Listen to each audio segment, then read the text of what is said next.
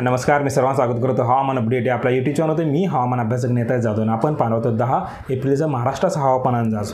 सर्वप्रथम आपण latest satellite इमेजनुसार जर पाहिलं तर मध्य भारतामध्ये विदर्भ असेल, याचबरोबर मराठवाडा असेल, छत्तीसगड असेल, तसेच मध्य प्रदेशचा दक्षिण भाग आणि ओडिसाची पश्चिमेकडील भाग आणि तेलंगणाचा उत्तरेकडील भाग, या भागामध्ये ढगांची दाटी एकदम जास्त वाढलेला आहे। दुपारनंतर या ठिकाणी जो निंबोनिस क्लाउडचा जो प्रकार असतो तो निंबोनिस क्लाउड तयार झाला आहे। तर या निंबोनिस क्लाउड्समध्ये जो ढग आहे तो अतिशय उंचावरती असतो, जमिनी सपाटीपासून उंचावरती जे ढग तयार होतात त्या ढगापासून काही ठिकाणी ओलावृष्टी म्हणजेच गारपीट होत असते। याचबरोबर अतिशय मुसळधार पद्धतीचा पाऊस त्या ठिकाणी पडत असतो। आज दुपारपासून बुलढाणा, याचबरोबर वाशिम, तसेच रिसोड, नागपूर, चंद्रपूर, गडचिरोली या भागामध्ये गारपीट झालेली आहे आणि आज रात्रीही या ठिकाणी गारपीट व काही भागामध्ये मेघगर्जन पावसाची शक्यता आहे। जर आपण सुरुवातीला जर पाहिलं तर वेस्टर्न डिस्टर्बन्स हा जम्मू काश्मीरमध्ये येणाऱ्या 2 दिवसामध्ये येणार आहे। याचबरोबर जे समुद्राचे तापमान आहे ते समुद्राचे तापमान अजूनही वाढत आहे। तर या समुद्र तापमान वाढीमुळे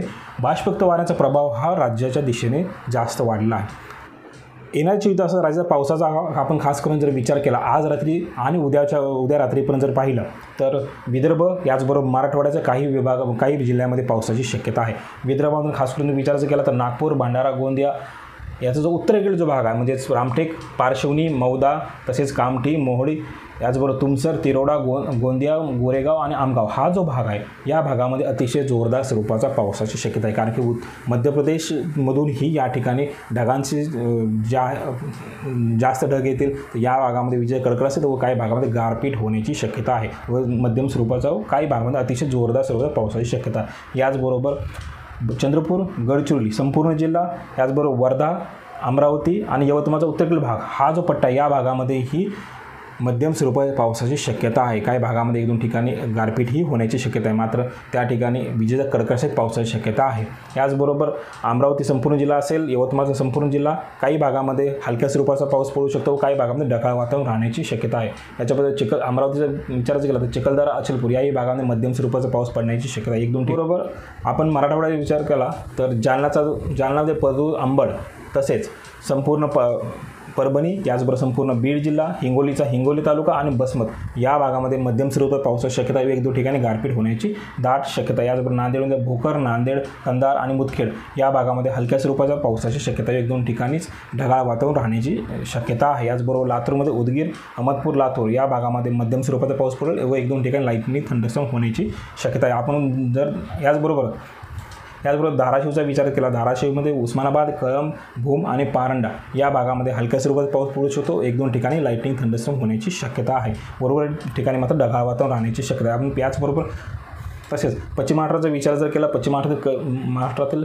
सोलापूर एकमेव असा जिल्हा असेल, याच भागामध्ये हलक्या स्वरूपाच्या पावसाची शक्यता आहे। करमाळा, माढा, बार्शी, याचबरोबर उत्तर सोलापूर, दक्षिण सोलापूर, मोहोळ आणि सोलापूर शहर या भागामध्ये 1-2 ठिकाणी लाईटनिंग थंडरस्टॉर्म होण्याची शक्यता आहे। तसेच सांगलीमधील कवटेमहाकाळ, जत आणि आटपाडी, याचबरोबर साताराचा वडूळ, दहिवडी, फलटण आणि पुण्याचा बारामती, इंदापूर हा जो पट्टा याही भागामध्ये 1-2 ठिकाणीच ढगाळ वातावरण राहू शकतं व लाईटनिंग थंडरस्टॉर्म होऊ शकतं। या ठिकाणी जास्त पावसाची शक्यता नाही आहे। पण खानदेश आणि संपूर्ण पश्चिम महाराष्ट्र तसेच कोकण किनारपट्टीचा विचार जर केला, या भागामध्ये कोणत्याही पावसाची शक्यता नाही, मात्र त्या ठिकाणी टेम्परेचरमध्ये चढउतार होण्याची शक्यता आहे। याचबरोबर आपण IMDच्या फोरकास्टनुसार जर पाहिलं तर हवामान विभागाने बुलढाणा, वाशिम, अमरावती, वर्धा आणि नागपूर या भागामध्ये सोसाट्याच्या वाऱ्यासह या ठिकाणी वाऱ्याचे विंड स्पीड जे असेल ते 40 ते 50 तास असेल व त्या ठिकाणी गारपीट होण्याची शक्यता आहे। या ठिकाणी येलो अलर्ट जारी केलेला आहे। याचबरोबर अकोला, यवतमाळ, चंद्रपूर, भंडारा, गडचिरोली, गोंदिया, तसेच हिंगोली, नांदेड, परभणी, धाराशिव आणि लातूर या ठिकाणी येलो अलर्ट जारी केले। त्या ठिकाणी 1-2 ठिकाणी लाईटनिंग थंडरस्टॉर्म होण्याची शक्यता आहे। तसेच जालना, छत्रपती संभाजीनगर, बीड, अहमदनगर, पुणे, सांगली आणि सोलापूर याही ठिकाणी हवामान खात्याने काही 1-2 ठिकाणी हलक्या स्वरूपात पावसाची शक्यता त्या ठिकाणी व्यक्त केलेली आहे। हे होतं उद्याचं हवामान अपडेट। जर आता आपण हवामान अपडेट या यूट्यूब चॅनल सबस्क्राईब केलं नसेल तर कृपया सबस्क्राईब करा, बेल आयकॉन नक्की क्लिक करा। धन्यवाद।